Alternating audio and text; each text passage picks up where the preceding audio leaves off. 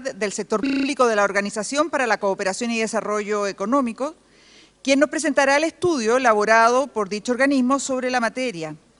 Así es que, adelante, Paloma.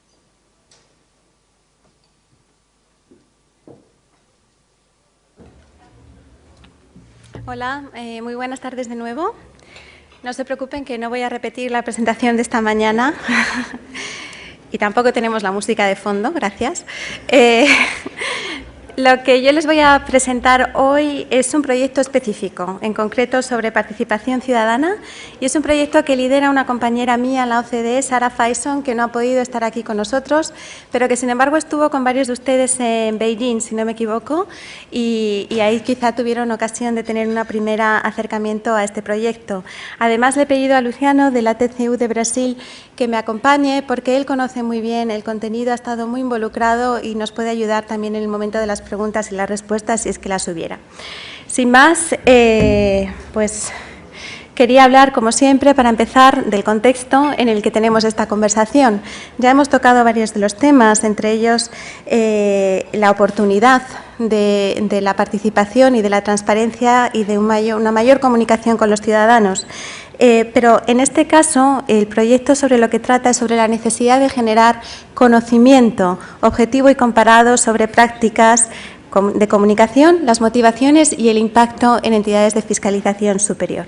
¿Por qué? Porque, como hemos discutido a lo largo del día de hoy, las entidades de fiscalización superior, como pilares fundamentales de gobernabilidad y buena gestión pública, necesitan para su éxito una comunicación adecuada y una transmisión efectiva de su conocimiento a varias audiencias, no solo a los ciudadanos, a todos aquellos que puedan utilizar los datos que ustedes generan para la toma de decisiones. Existen, cada vez con mayor medida, estándares internacionales y compromisos que dan llamadas de atención para que se realice esto con mayor frecuencia y con mayor calidad, quizá. Pero es que además, como mencionaba el Contralor esta mañana, el compromiso y la capacidad de los ciudadanos para tomar parte activa en este proceso es mucho mayor en el día de hoy y, por tanto, el contexto es más que adecuado para profundizar en este mecanismo de coordinación de las Contralorías. El proyecto, como les decía, sobre todo busca llenar un vacío de conocimiento. Estas prácticas existen, ustedes las practican, pero no está sistemáticamente recogida la experiencia internacional. No tenemos tampoco información en detalle a nivel de estudios de caso, tampoco tenemos información comparable y mucho menos información de costo-beneficio, de qué es lo que está pasando con los resultados de estos esfuerzos de participación y comunicación con los stakeholders. La metodología es una metodología similar a las que utiliza la OECD para sus revisiones, en este caso para este proyecto de conocimiento. En primer lugar, tenemos que identificar los vacíos que existen, las fuentes. Hemos empezado por hacer una revisión con la información disponible que nos facilitan ustedes y que también nos facilitan otras entidades de fiscalización superior de fuera de la región, de países de la OECD, pero también de Asia y del norte de África. Y con toda esta información se diseña un cuestionario para recabar los datos objetivos que ustedes mismos nos proporcionan y realizaremos estudios de caso en detalle. Todo esto se analizará y se agregará en lo que esperamos sea una guía útil para ustedes a la hora de generar prácticas efectivas y eficientes de comunicación y participación con stakeholders. Compartir con ustedes algunas observaciones preliminares que surgen del estudio inicial que hemos hecho con nuestros propios medios, con la información disponible. En primer lugar, no es sorprendente, de las 340 prácticas que se han identificado para este primer estudio, la gran mayoría pertenecen al ámbito de transparencia, pocas de ellas pertenecen al ámbito de participación.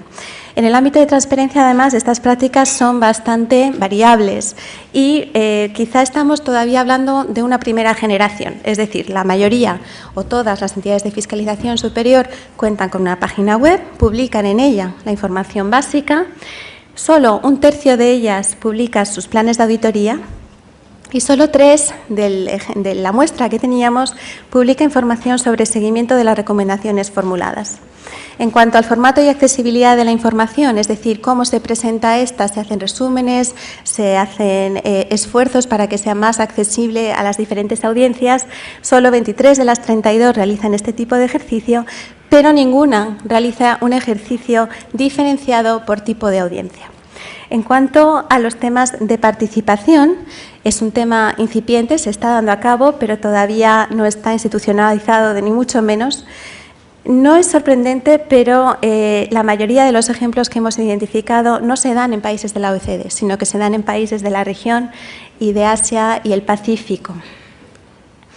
Tienen una menor presencia, se dan en cuanto a los ciclos de la etapa de auditoría una mayor concentración en el ámbito de planificación a través de los mecanismos de denuncia, menor en ejecución y mucho menor en el seguimiento de auditoría. No existe una metodología para seleccionar proyectos, mecanismos o participantes y, por supuesto, tampoco existe una medición del impacto. Existe, sin embargo, como parte de nuestro análisis, una clara percepción del riesgo. Y perdón que esta slide no está traducida, no me dio tiempo. Una clara percepción del riesgo por parte de las entidades de fiscalización superior respecto a involucrarse de manera mucho más institucionalizada en este tipo de ejercicios. Existe un riesgo y una preocupación legítima respecto a la pérdida de independencia. Respecto a cuánto van a incrementar mis costos de transacción, cuánta más capacidad y cuánto más trabajo voy a agregar a mi staff, que ya de por sí tiene una carga de trabajo significativa. Existe quizá también cierta fatiga respecto a la transparencia, que se puede ver casi como una imposición más burocrática, y siempre hay factores culturales que hacen difíciles el cambio. Pero junto a este reconocimiento de riesgos, lo que no observamos es una estrategia de mitigación de los mismos, basado en evidencia, de nuevo. En conclusión, la mayoría de estos temas que representan algunas de las cosas que ya he mencionado, a lo que apuntan es a trabajar en el tema de transparencia y de comunicación con los ciudadanos, no como un proyecto aislado o como iniciativas que se hacen asociadas a determinados productos, sino realmente como una estrategia integrada, verdaderamente como una forma de trabajo. Y, por supuesto, utilizar la evidencia que nosotros esperamos poder proporcionar en el marco de nuestro trabajo para definir una estrategia de estas características.